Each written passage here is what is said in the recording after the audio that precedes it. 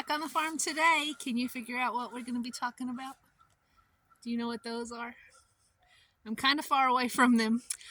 Those are our honeybee hives. So honeybees are very, very important on our farm because they help us so much with our garden and our flowers. Bees are one of the #1 pollinators in the world, and so if we didn't have them to carry pollen from plant to plant, we wouldn't have flowers, and then we wouldn't have fruits and vegetables. So they are very, very, very important. And here on our farm, we use all the fruits and vegetables and flowers that we grow for ourselves. We eat them, we put them up, we sell some, we give some away, and we feed a lot to the animals here. So bees are very, very important to our farm. So Mr. Lambert and our wonderful friend Mr. Ricky take care of our bees. I'm just learning. Honestly, I was a little bit afraid of them because, it hurts to get bee stung. So I was a little bit nervous, but they've been here for 2 years now, and I'm really getting used to them, and I love learning about all the different jobs that bees have and all the different things that they can do, and of course how they make honey. So today we're going to talk a little bit about the parts of the hive and the things that a beekeeper needs, and we're going to read a really cool book that will help explain a little bit too. So I hope you enjoy learning about bees.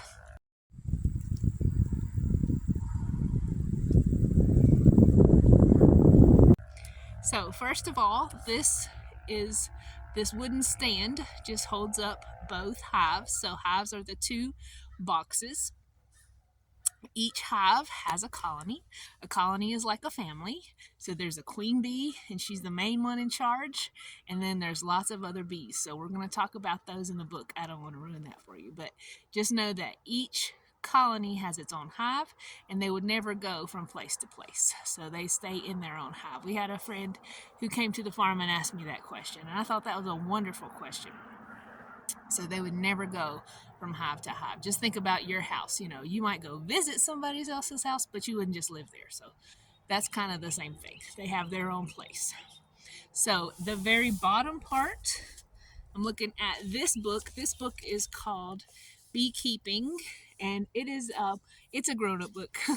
It's really beautiful though. So I'm looking at this picture right here that tells me all the names because I'm still learning too. And we talk a lot about that at school, that I love learning new things too. And one great resource is to find a book that you can hold in your hand. It's good to look on the internet and stuff, but a book that you can hold in your hand and just pull out when you need it is always helpful. So that very bottom part, which you can see on both boxes, those are called the brooder chambers. And so we'll talk about what happens in there. And then the other parts are called supers. So I do have a super that you can see. This one just happens to be purple. So this is that part that's sticking up on top.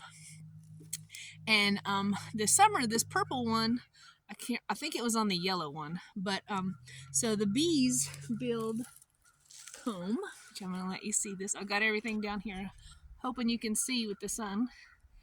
Can you see that beautiful comb? So the bees build this beautiful comb, and this is called a frame. So they'll fill it all in, and then the queen will lay eggs, and we call those brood chambers, or they'll make honey. And so this whole frame, that's probably easier for you to see, super has all these frames stacked in it. And so we took this one out so that you could see. So they come like this though. So either if it's a good time of year, you can put it in empty and the bees will build all that really cool honeycomb, or they make this kind that's called artificial comb, so they can go ahead and start laying eggs or making honey. So these are called frames, and this is comb. Good. This one you can see pretty close to. Now it's broken because we actually took this one out about a month ago, and there's been mice that have been eating this. So that's what that's all about. But it was touching all the way to the top.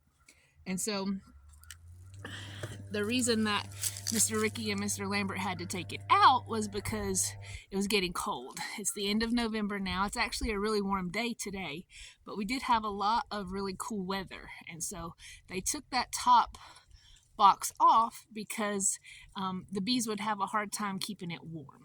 And so you guys know there's no heaters or anything like that over there. So if you see a chicken, don't worry about it. You guys know that by now, right? So that's some important things. We also had to use these. So this is a feeder box. And you can see they built some comb here too. So this went inside. So that top one lifts off. It's really heavy. It's got a metal lid on it. It comes off and you can stack. So you could stack the supers, or we stacked this feeder. You can see some not so alive bees anymore, but we put sugar water in here last year because, and some this year too, especially in the springtime when the flowers aren't quite ready yet, but the bees need food. So they're eating their honey over the winter, but if they don't have enough to last, or if we took a lot, or something happened, we might have to feed. And so that's what this is. So they just go in there, they get the sugar water, the nectar, and then they can take it back to the hive and use it.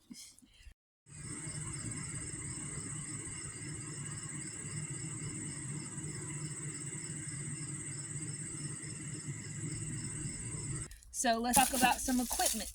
So we have these. They're called bonnets. And you probably have seen lots of pictures with the beekeepers with a bonnet on. So this is just a hat, and we can see through it. This goes over our heads, and it kind of wraps around our body. You can see it's really, really long. It's a really long string. It wraps around our body. And that's just to help keep the bees out from under our collar, because if they get in there, they'll just kind of panic and start stinging. They don't want to hurt you. Remember, a honeybee can only sting one time and then they die. So they don't want to hurt you, but they get, nervous and panic, and, that's when we get stung. So to help with that, we also have this. This is called a smoker. So we'll put leaves and a little bit of trash and things and light that, and it smokes. And you can see maybe that's just ashes coming out. It's not, but we do this, and we just spread smoke all around the hives, and it helps to keep the bees calm. That's one really important thing that Mr. Lambert and Mr. Ricky have taught me, is to stay calm, and the bees will be fine. So we use this to help calm them down. We have, I bet you can guess what these are. This is easy. Yeah, these are gloves, and they just go all the way up our arm. Again, that's just to keep the bees out of our shirts. Some beekeepers do wear a full suit, some don't, so it's kind of their own, opinion what they want to do. And this is just a frame tool, so this helps us to get in between here and pry these open, because when the bees are actually using them, there's bees everywhere, first of all, but they've put so much honey and wax and things in that they get stuck. So this really helps pry the supers from each other. So we'll stack these all summer, right? And it helps to pry those apart, and it also helps to get the frames out. So that's called a knife, which you can see why. It's just got some little pointy parts on it. I also brought to show you 2 different honeys. Okay, so what can you tell that's different? Okay, so first of all, they're in different containers. I know somebody is so smart out there going to say that. So yes, they're in different containers. This one is glass, this one is plastic. Okay, but that's not what we're looking for. So this one is lighter. This one is darker. This one does not move. Let me make sure the lid's on. This one is very liquid. Does move very well. Okay, anything else? Okay, so someone might ask, well, why are they so different? Well, this one is from our hive. This one is not. This one is from a friend. We bought this at the little fruit stand down the road. So this one was actually made about 10 miles from here. So I don't know these people, but pretty close by. A bee can go up to 5 miles away. So this is not that far for us. So this we would call definitely local honey. So One big difference is that this is raw and this is not. This has been heated, but a lot of honeys that you buy have been pasteurized, which means when they were spun in the machine, they were heated. And so it goes into a liquid form. Now, ours is this way for two reasons. And I'll open it so you can see it. And I use it. So you can see it. It's got, I don't know if you can see really close, but it's got little crystals in it. And so if I wanted to use this in my tea or whatever, some kind of hot drink, I just scoop it in and it melts and it's fine. If I wanted it to look like this, I would just go ahead and heat it up in the microwave or on the stove. But when you do that, you kill a lot of the natural properties in honey. And so that's one main reason that we keep our honey raw, is that it has all the really good things for you in it. Also, because we had to feed our bees last spring, or actually last fall, this is last fall's honey, because our bees died and somebody took all the honey. Another set of bees came and took all the honey, and we got new bees. So they didn't have, stashes to live on. So we had to feed them a lot of sugar water. And whenever you feed sugar water, that's what happens. It gets really crystallized, but it tastes really good and it melts really good. And if I'm cooking with it or putting it in hot tea or something like that, you'd never know the difference. But if you were just to like put this on a biscuit or something like that, you might want to warm it up just a little bit to make it more pourable, but no biggie. I like both. So I try to use ours as much as I can, and we gift ours away. We did not get to get honey this year, and that's one of the really hard things about being a keeper, is making sure that you're taking care of your bees. So like I said, we had our colony died last year, so Mr. Ricky helped us get new bees. So we had some, he helped us get some more. They're both doing really, really good right now and should be fine through the winter, but we didn't want to take any of their honey just to be sure, because last year something happened and we don't know what. So we're just going to let them do their thing this fall and winter, and that's why we didn't take any honey. So let's read our book. So this is called Honeybees. So from what we've learned about fiction and nonfiction, which one do you think this is? You see that? My big second graders and first graders. Table of contents. So both of these are nonfiction. Very good. So we're going to learn a lot of stuff, because nonfiction is, sorry, I knocked the honey over. Nonfiction is true facts, right? So we're going to read Honeybees, and let's see if we learn anything that we did already talk about or that we didn't. So here we go. Where you see flowers, you will often see bees. In late spring, gardens are filled with honeybees. As soon as the flowers start coming out, right? There are many kinds of other bees besides the honeybee. A sweat bee, a leaf-cutting bee, a plasterer bee, a bumblebee, a carpenter bee, a mining bee, and a mason bee. Bees are insects like flies and ants and butterflies, and like all insects, they have 6 legs, and they have a body with 3 parts to it. Have you ever heard of any of those other kind of bees? I hope you can see it. Well, here on the farm, we have a lot of honeybees and bumblebees. So I have some really good bumblebees that live in my garden, and I see them a lot.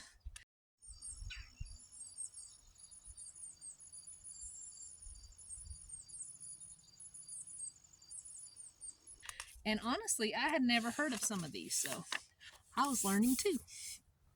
Most kind of wild bees live all alone, and each female bee will lay her eggs in her own little nest. But honeybees live in a large group. They are called do you remember? Colony. Very good. Wild honeybee colonies will find a tree or a hollow log in the woods. They make a nest there. The nest is also called a hive. So same thing, whether they're wild bees or domesticated, farm bees, they live in a hive. The wild honeybees are buzzing all around and they crawl all over the tulips and all the bright flowers. What are the bees doing? They are looking for nectar. Nectar is a sweet juice in flowers. Bees make honey from the nectar. This bee is drinking nectar. Her long tongue is like a straw. In one day, the bee will drink from thousands of flowers. That's amazing, isn't it? Thousands of flowers. And it's my job to make sure she has plenty to drink. The bee flies back to the hive. The other bees gather around and they beg her for the nectar. They stick their tongues right into her mouth. She spits the nectar into theirs, which is kind of gross. She also does a special little dance. This dance tells the other bees where to find the flowers. The bees fly off and they come back with the nectar too. So you may have heard of that, the bee dance. And in the spring and summer, especially when the bees are out, which there's a few that were flying earlier, but they're all lined up on those boards down at the bottom and just shaking their little bottoms and their little wings. And that's exactly what they're doing. They're telling everybody where all the good flowers are. Hopefully here, not too far away. The bees spit out the nectar drop by drop, and the nectar starts to dry on their tongues. Other bees fan their wings very, very fast, almost 200 times a second. Can you say 1001? That's 1 second. So 200 times they can flap their wings when you say 1001. That is crazy, isn't it? This also helps dry the nectar. Soon it will be thick and smooth. It will be, do you know what? What are they making? Honey. Very good. So they spit the nectar out into the cells, and it takes a lot, and then it just dries and dries and dries. And that's what they're doing here, is they're using their wings to dry it. So it's not liquid, it turns kind of in the middle. The honey you buy at the market does not come from wild bees. It comes from bee farms. The bees live in a man-made hive. Man-made hives are big boxes. As many as 50,000 bees can live in one single hive. That is crazy. But here's a really good picture of the bee suit we were talking about, and about the hives we were talking about, so you could see those a little closer. We also had someone ask why they're different colors. That is a wonderful question. That is just because I like colors. If you know me, my garden has all different colors in it, and when Mr. Ricky gave us the choice, I picked colors. So, not all honey tastes the same. Different flowers make different nectar, and nectar gives honey its flower. Clover honey is the most popular honey in America, and that's what ours is called, is clover honey. So we've got clover honey, apple blossom honey. Where do you think it comes from? Apple blossoms, that's right. Orange blossom honey from orange blossoms. Tupelo honey, which is also a kind of flower. And avocado honey. Does anybody like avocados? Ooh, I do. I wish I could grow them here. And I would love to taste the honey. That would be so good. Maybe you've heard someone say, I'm as busy as a bee. Well, the beehives are very, very busy places. In every hive, there are thousands of workers and about 100 drones and one queen bee. So already we've got, do you remember who's in charge? The queen bee, good. And then we've got 100 drones, which drones are boys, and then thousands of different workers. So all the others are girls. I'll get that up close so you can see. And they all have different jobs. So they're going to talk about some of them. Worker bees have many jobs. Besides making honey, they also make the wax. And the wax was this that we talked about. So the worker bees are making that, and they're making the honey. It comes out of their bodies. So you can see this picture right here. That right there is where the wax comes out. The workers use the wax to build the rooms or cells of the hive. Each tiny cell has 6 sides. Some cells are for storing nectar. So you can imagine there are 9 of these, each one, 9 of these in the frame. or excuse me, in the super, these are frames. So you can imagine that's a lot of little tiny cells to fill, right? So they break it up. Some places are for, some frames actually are for nectar, some are for honey, some are for brooding, which is where they lay their babies. The workers use the wax, and I've got wax everywhere, to build the rooms or cells of the hive. Each tiny cell has 6 sides. Some cells are for storing nectar. Besides nectar, the worker bees bring something else from the garden. Pollen. Can you see there? Right here. You see the pollen? Pollen is a yellow powder. Do you like to smell flowers? Well, sometimes you end up with the pollen on your nose. And when they land on that flower, they're drinking the nectar with their tongue, but the pollen is getting on their legs. But that's by design. That's what they want. How does the bee carry pollen back to the hive? She has little baskets on her legs. First, she chews up the pollen, and then she makes it into sticky balls, and then she stuffs the pollen balls into her baskets, and off she flies. Can you see them? So while she's there, she sucks up the honey, then she chews on the nectar, and some sticks to her too. I've seen bees that were just completely covered in pollen. She chews up the nectar off the flower, and then puts it in her little basket to take it back to the hive. All the worker bees are females, girls, and all the drones are males, which is boys. They are bigger than the worker bees. They have huge eyes, and their only job is to mate with the queen. The queen is much bigger than the drones and the workers. So I'm going to show you a good picture here. So we've got the queen, the drones, and the workers. So the workers are all the other girls other than the female queen, and then the drones are the boys. Do you remember how many? About 100. So most of the hive is girls. This queen is ready to mate. She flies out of the hive, and all the drones fly after her.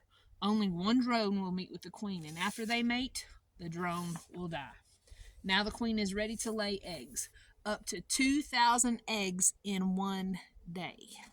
That's a lot of eggs. She lays her eggs in empty cells. When the eggs hatch, the larvae come out. They look like tiny little white worms. Workers called nurse bees feed the larvae. So we've already got another job. So some of the workers make honey, some of the workers build cells, some of the workers take care of the bees, and they're called, I think it's so cool, nurse bees. First, they feed them something called bee milk. After 3 days, the larvae get bee bread, and which is a mix of honey and pollen. So here's when she first lays them. They look like little tiny pieces of rice. And then here they're getting bigger. Soon the larvae are full grown. Nurse bees close the cells with wax, and the larva changes into a pupa. They grow big, black eyes, and they grow skinny bee legs. Have you ever heard that word pupa before? If you've ever seen or heard a book about butterflies, you may have heard that. Because when the caterpillar goes into this cocoon or chrysalis, we call that a pupa when it's changing.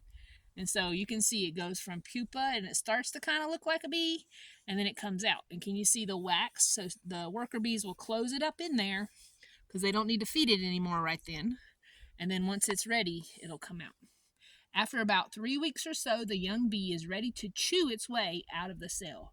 Right away, the worker bees go to work. Their first job is cleaning out the empty cell. So once that one hatches out, they're cleaning it out and getting ready for more, right? And that just goes on and on and on and on all summer long. Older worker bees guard the hive. Sometimes strange bees try to sneak into the hive. They want to steal the honey, and there could be a battle. Honeybees will fight to the death. A worker can only sting once. That's because its stinger gets ripped out, and soon the bee will die. So the worker bees are still female, still girls, right? But they're the older ones. And so once you get older, you go and work out on the outside and help protect the hive. A hungry bear sometimes breaks into the hives, and the bees sting the soft skin on the bear's nose. Ouch! The bear runs away. He wasn't that hungry. Excuse me. You think it's worth getting stung all that? I don't think so either. Beekeepers are very careful around their hives. They wear thick gloves, they wear hats with bee-proof nets, and some keepers use smoke. It confuses the bees. So that's all that we were talking about. So there's the bonnet, there's the suit, the gloves, and the smoker. And it's important to wear nice boots too so you don't get stung on your feet. Then it's not so hard to get the honey from the hive. Even so, some beekeepers do get stung. It always happens. But that's a really good picture for you so you can see kind of what's happening. Sometimes a hive has too many bees. In the late spring or early summer, nurse bees will raise a new queen. They move an egg to a big cell, and it is shaped like a peanut. So you can see how much different and how much bigger this cell is. It's a bigger bee, right? So it needs a bigger cell. That's right. They feed the egg a special food. It's called royal jelly. Do you know why it's called royal jelly? Because the queen is royalty. Exactly. In about 16 days, they will have a new queen. Now, how many queens can there be? Only one. That's right. So what do you think is going to happen to that other queen? Maybe you're right. Let's see. Now the old queen must find a new home. I bet some of you said she'll have to leave.